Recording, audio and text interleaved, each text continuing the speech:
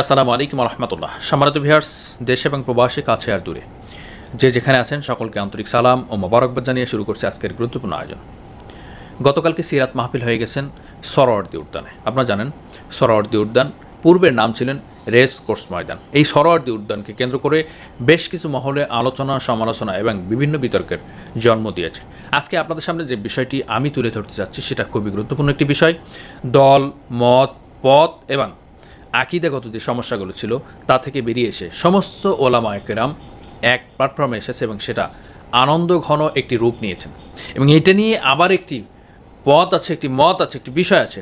তারা কিন্তু এই বিষয়ে গুরুত্বপূর্ণভাবে নেগেটিভ নিউজ করছেন। এই বিষয়গুলো আপনাদের সামনে আজকে তুলে ধরার জন্য চেষ্টা করছি। আমরা যে ভিডিওটি পেয়েছি, যে দীর্ঘক্ষণ যে বিষয়টি নিয়ে আলোচনা হচ্ছে সে তার মধ্যে বাংলাদেশে বর্তমান যে বিষয়টি আলোচনা হচ্ছে, ইসলামিক দলগুলো কেন এক হচ্ছে না, ইসলামিক দলগুলো কেন ঐক্য তৈরি করছে না, ইসলামিক দলগুলোর বন্ধন কেন সৃষ্টি হচ্ছে না, তার মধ্যে কি কি ঘটনা ঘটছে এবং কেন ঘটছে, কার কারণে ঘটছে, কাদের কারণে ঘটছে। সম্মানিত ভিউয়ার্স, আপনারা জানেন নবী আলাইহিমুসসালাম থেকে শুরু করে আজ পর্যন্ত ইসলামের মধ্যে পথ, মত, দ্বিমত, মত সব কিছু আছে, কিন্তু এর মধ্যে ধারাবাহিকভাবে একটি রাস্তা কিন্তু সঠিক আছে। অনেকেই বিভ্রান্তিকর তৈরি করছে, অনেকেই কওমিয়া কিছু অঙ্গন ভাইরা তারা একটু বিতর্কিত করছে, অনেকেই আহলে হাদিসপন্থী তারা একটু বিতর্কিত করছে, অনেকেই জামাতকে ভালোবাসে না তার কারণে বিতর্কিত করছে, অনেকেই পীরপন্থী তারা একটু বিতর্কিত করছে। এভাবে বিভিন্নভাবে আলোচনা এবং সমালোচনা দেশে হচ্ছে, যার বিষয় আজকে আমরা যে ভিডিওটি দেখতে যাচ্ছি, যে ভিডিওটি আপনাদেরকে দেখাতে যাচ্ছি, সে ভিডিওটি দেখে আপনার এত ভালো লাগবে, আমার মতে যত ভালো লেগেছে আমার কাছে তার চেয়ে বেশি আপনাদের কাছে ভালো লাগবে। কেন? একই প্ল্যাটফর্মে আলিয়া, কওমিয়া বা অন্য ঘরানার এবং জেনারেল শিক্ষিত সকল মত পথের উদ্দেশ্যে সকলে ঐক্যবদ্ধভাবে একটি প্ল্যাটফর্মে হাজির হয়েছেন এবং সেখানে একটি ভালোবাসার উদ্ধত্তপূর্ণ আহ্বান করছেন, সেখানে একটি মানসিক প্রশান্তি দিচ্ছেন, দেশ এবং মানসিক পরিবর্তন আনছেন, দেশের এবং মাটির একটি প্রশান্তি দেখা যাচ্ছে। এটা আপনার কাছে, আমার কাছে, সকলের কাছে খুবই একটি নেতিবাচক মনে হচ্ছে।